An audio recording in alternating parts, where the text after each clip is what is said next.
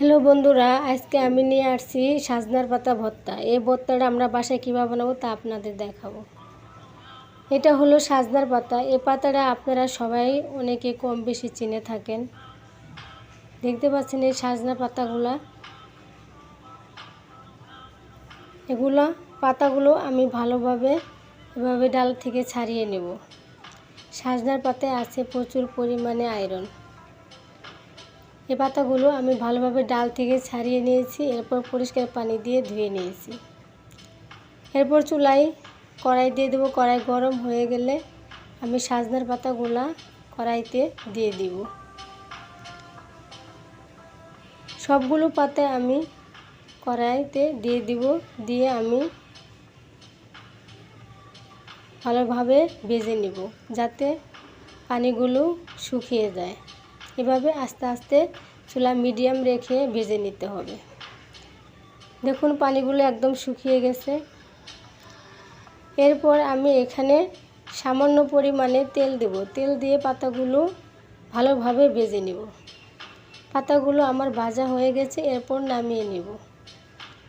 এরপর আমি এখানে 3টা রসুন নিয়েছি, একটা পেঁয়াজ নিয়েছি। এগুলো আমি ভেজে নেব। রসুনের পরিমাণটা বেশি নিতে হবে, পেঁয়াজের পরিমাণটা একটু কম নিতে হবে। এরপর এগুলো বাদামি করে ভেজে নেব। এগুলো ভাজা হয়ে গেছে, এখন নামিয়ে নেব। এরপর আমি এখানে 6টা শুকনো মরিচ নিয়েছি। ঝাল যে যেমন পছন্দ করেন দিবেন, সমস্যা নাই। ভর্তার মধ্যে ঝালটা বেশি হলে বেশি মজা হয়। এরপর মরিচগুলো নামিয়ে নেব। এরপর আমি মরিচগুলোর সাথে লবণ দিয়ে মরিচগুলো আমি ভালোভাবে এভাবে পিষিয়ে নিব। দেখুন মরিচগুলো আমার পিষা হয়ে গেছে। এরপর আমি ভাজা রসুন পেঁয়াজগুলো মরিচের সাথে ভালোভাবে বেটে নেব। দেখেছেন কতটা সুন্দর হয়েছে বাটা, কত সুন্দর আঠা আঠা হয়ে গেছে। এরপর আমি ভেজে রাখা সাজনা পাতাগুলা দিয়ে বেটে নিব। দেখুন সাজনার পাতাগুলো আমার বাটা হয়ে গেছে। এরপর আমি সবগুলো উপকরণ হাত দিয়ে এভাবে মিশিয়ে নিব। মিশিয়ে নিয়ে আমি আরও একবার বেটে নেব, তাহলে আমার ভর্তাটা হয়ে যাবে।